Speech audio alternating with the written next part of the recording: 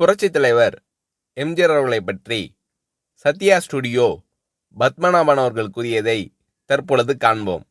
சொல்லுதல் யாருக்கும் எளிய, அறியவாம் சொல்லிய வண்ணம் செயல் என்றார் வள்ளுவ பெருந்தகை. அந்த பொய்யாமொழிக்கு ஏற்ப சமதர்மம், பொதுவுடைமை ஆகிய லட்சியங்களை மேடையிலே பேசுவது எளிது. கடை தேங்காயை எடுத்து வழிப்பிள்ளையாருக்கு உடைப்பது போல் யாருடைய சொத்தையோ எடுத்து சொக்கனுக்கும் ஏழை குப்பனுக்கும் பகிர்ந்தளிக்கும்படி மேடை புரட்சி செய்வது அதைவிட எளிது. ஆனால் தன்னுடைய நெற்றி வேர்வை நிலத்தில் விழ அயராது உழைத்த உழைப்பால் உருவான ஒரு நிறுவனத்தின் நிர்வாகத்தை அதன் தொழிலாளர்களுக்கே சமமாக பிரித்தளிப்பது என்பது எல்லோருக்கும் உரியதன்று.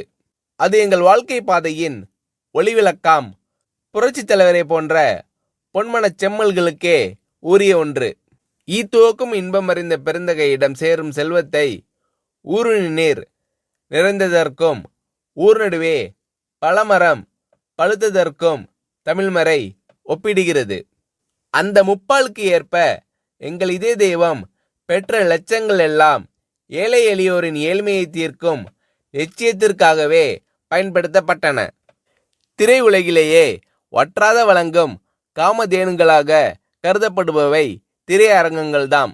ஒருமுறை சென்னை நகரின் முக்கிய திரையரங்கம் ஒன்று விலைக்கு வருவதாக இந்த ஏழை பங்காளரிடம் தெரிவிக்கப்பட்ட போது அவர் கேட்ட முதல் கேள்வி, இந்த தியேட்டரை வாங்கினால் அதில் எத்தனை பேருக்கு வேலை கொடுக்க முடியும் என்பதுதான். பொதுவாக ஒரு நிறுவனத்தை வாங்கும்போது லாபம் வரும் என்றுதான் எல்லோரும் கேட்பார்கள். ஆனால் பள்ளி ரோம்பும் பண்படைத்த இந்த பாரி வள்ளலோ அதனால் தனக்கு என்ன பலன் என்று கேட்காமல் பயனடைவோர் பட்டியல் எவ்வளவு என்று கேட்டார். நட்டத்தில் நடைபெறும் ஒன்று என்று தெரிந்திருந்தும் பலருக்கு வேலைவாய்ப்பு அளிக்கக்கூடிய ஒன்று என்ற ஒரே காரணத்தால் தான் மகாலட்சுமிகளான மவுண்ட் ரோடு தியேட்டர்களை எல்லாம் விட்டுவிட்டு சத்யா படப்பிடிப்பு நிலையத்தை அவர் வாங்கினார். அவரது உடல் மட்டுமல்லாது அவரது உள்ளமும் இவ்வாறு சொக்க தங்கமாக இருந்ததால்தான் இன்று இந்த வையகமே அவரது புகழை பாடி நிற்கிறது. முத்தமிழ் மண்டலம் மட்டுமல்லாது இந்தியாவே இன்று அந்த நம்பிக்கை நட்சத்திரத்தின் விழியசைவிற்கு காத்திருக்கிறது. இந்த ஈகை குணமும் கொடைத்தன்மையும் இன்று நேற்று வந்ததல்ல. சிலருக்கு தேர்தல் தேதி அறிவிக்கப்பட்டவுடனே நினைவுக்கு வருகின்ற கண் சிகிச்சை முகாம் போன்ற கண்கட்டி வித்தை அல்ல அது.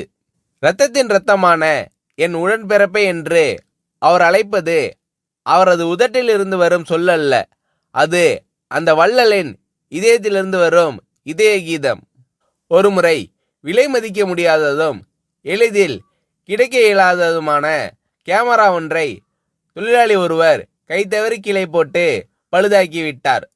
செய்வதறியாது திகைத்து போன நாங்கள் என்ன சொல்வாரோ என்ற அச்சத்துடன் ஒப்பனை அறையில் இருந்த புரட்சித் தலைவரிடம் தயங்கி விவரத்தை சொன்னோம்.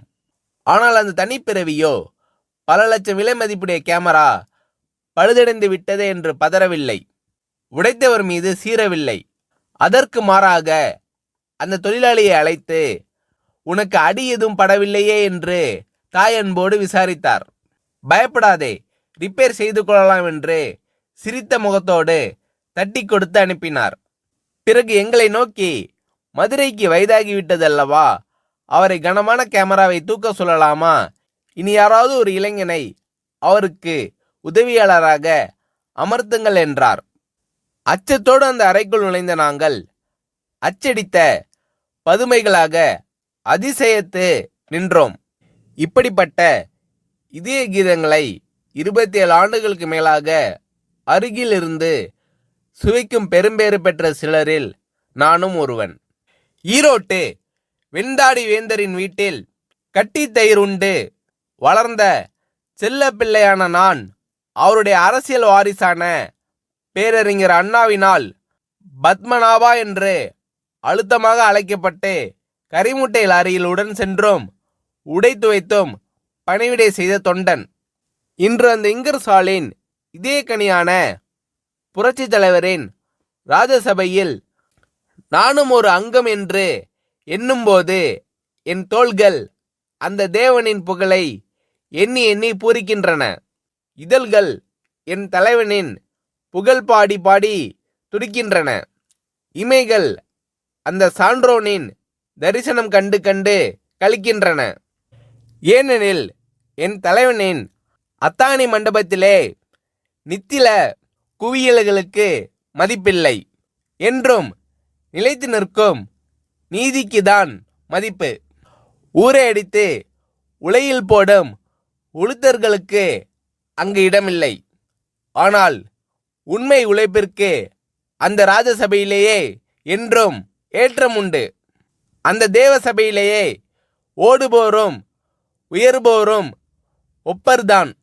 உற்றாரும் ஒன்றுதான், ஊர்கோடி உலகப்பனும் ஒன்றுதான். அவ்வளவு தூரம் ஏன்? காரி உமிழும் கடைமகனையும் தன் மகன் போல் மடியேந்தி உயிர் காக்கும் உத்தமர் அவர். இன்னா செய்தார்க்கும் இனிய செய்வதே அவர் இயல்பு. கொல்ல வந்த கொடியோரையும் அன்பொழுக அண்ணன் என்று அழைப்பதே அந்த அண்ணலின் சால்பு. அவரை எதிர்த்தோர் என்றுமே வாழ்ந்ததில்லை. அது அவருடைய ராசி. குடைநிழலிலிருந்து குஞ்சரம் ஊர்வராக இருந்தாலும் அவரது கடைவிழி சிவந்தாலே கரியாகி போவார். இது வரலாறு. ஆனால் ஆண்டவனை நம்பினோர் மட்டுமல்ல, இந்த ஆண்ட கையை நம்பினோரும் கைவிடப்பட்டதில்லை. அதற்கு அந்த ஆலமரத்தின் நிழலில் இளைப்பாரி கொண்டிருக்கும் நாங்களே இரத்த சாட்சிகள். சிகாகோ நகரத்து வீதிகளை சிவப்பாக்கிய மேதின வீரர்கள் கூட குறிப்பிட்ட நேர உழைப்பு, அந்த உழைப்பிற்கு ஏற்ற ஊதியம் என்றுதான் ஆர்ப்பாட்ட போர்ப்பாட்டு பாடி சென்றார்கள். ஆனால் புரட்சி தலைவரோ அதனினும் ஒரு படி மேலே சென்று உழைப்பிற்கு ஏற்ற ஊதியம் பெறுவதை விட எங்களை அந்த நிறுவனத்தை நிர்வகிக்கும் பங்குதாரர்களாகவே ஆக்கியிருக்கிறார். இன்று சத்யா ஸ்டுடியோவை நிர்வகிக்கும் ஒர்க்கர் கம்பைன்ஸில் நாங்கள் எல்லாம் ஊழியர்கள் அல்ல, பங்குதாரர்கள். அதிலும் எப்படிப்பட்ட பங்குதாரர்கள்? பொது மேலாளர் முதல் துப்புரவு தொழிலாளி வரை எல்லோரும் ஒரு நிலைதான். உயர்வு தாழ்வு அற்ற சம பங்குதாரர்கள்தான். இந்திய துணைக்கண்டத்திலேயே ஏன் உலகம் முழுவதிலும் தொழிலாளர்களை சம பங்கு நிர்வாகிகளாக இருந்து நடத்தும் ஒரே படப்பிடிப்பு நிறுவனம் சத்யா ஸ்டுடியோ ஒன்றுதான். காரணம், அது ஒரு சாதாரண மனிதருக்கு சொந்தமானதில்லை. அது ஒரு சரித்திர நாயகனுக்கு, புதியன செய்யும் புரட்சி தலைவனுக்கு சொந்தமானது.